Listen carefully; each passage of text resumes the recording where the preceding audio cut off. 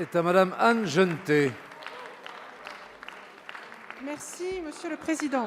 Ma question s'adresse au secrétaire d'État chargé du tourisme, des Français de l'étranger et de la francophonie.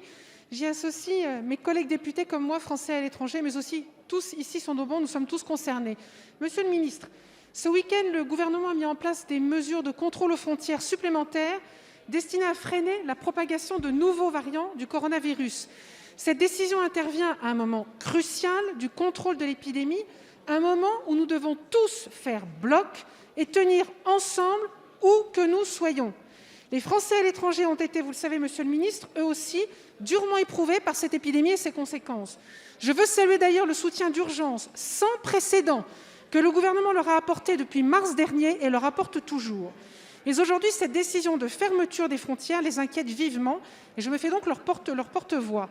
S'agissant des déplacements intra-européens, le principe de libre circulation est préservé et aucune attestation n'est nécessaire. Seul un test PCR négatif est exigé, comme le demandent d'ailleurs certains de nos voisins européens. Pouvez-vous nous confirmer que sont exemptés de tests PCR les travailleurs transfrontaliers qui circulent par voie terrestre entre leur résidence et leur lieu de travail, quelle que soit la distance, ainsi que les résidents des bassins de vie situés à moins de 30 km d'une frontière? S'agissant des déplacements extra-européens, ils ne sont désormais autorisés que pour un, je cite, motif impérieux. Pouvez-vous nous préciser ce qu'est un motif impérieux et comment il est apprécié?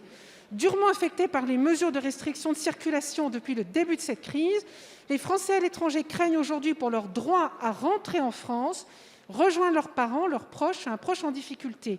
Ces mesures sont temporaires, Monsieur le Premier ministre l'a rappelé vendredi, mais nos concitoyens ont besoin d'être rassurés. Alors, Monsieur le ministre, pouvez-vous clarifier ces mesures et leur apporter des perspectives? Je vous remercie. Merci, Madame la députée. La parole est à Monsieur Jean-Baptiste Lemoyne, secrétaire d'État chargé du tourisme, des Français de l'étranger et de la francophonie. Merci beaucoup, Monsieur le Président, Mesdames et Messieurs les députés, Madame la députée Anne Genetet. Dans cette lutte contre la Covid-19, tous les Français sont contraints dans leurs déplacements.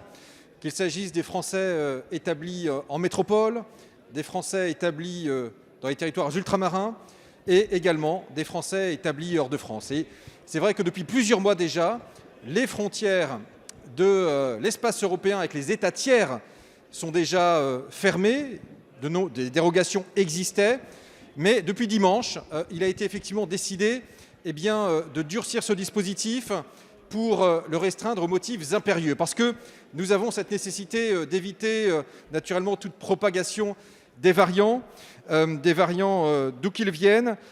Et donc, dans ce contexte, je veux dire effectivement que les catégories que vous avez citées, les transfrontaliers, les transporteurs, bénéficient d'aménagements que vous avez évoqués. Que nos Français établis hors de France pourront rentrer pour un certain nombre de motifs impérieux. Cette liste indicative a été mise en ligne. Elle prévoit des motifs d'ordre personnel ou familial pour des sujets, hélas, de décès, de garde d'enfants, d'assistance aux personnes âgées, pour des motifs également professionnels, pour des motifs médicaux.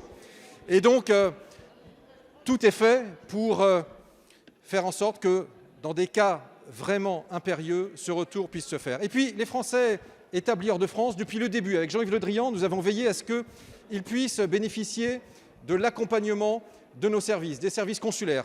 Et ça se traduit très concrètement avec des bourses supplémentaires, avec des crédits additionnels pour les associations qui aident les Français établis hors de France. C'est très simple, les Français établis hors de France portent une partie de la patrie continuera d'être à leur côté. Merci, Monsieur le ministre.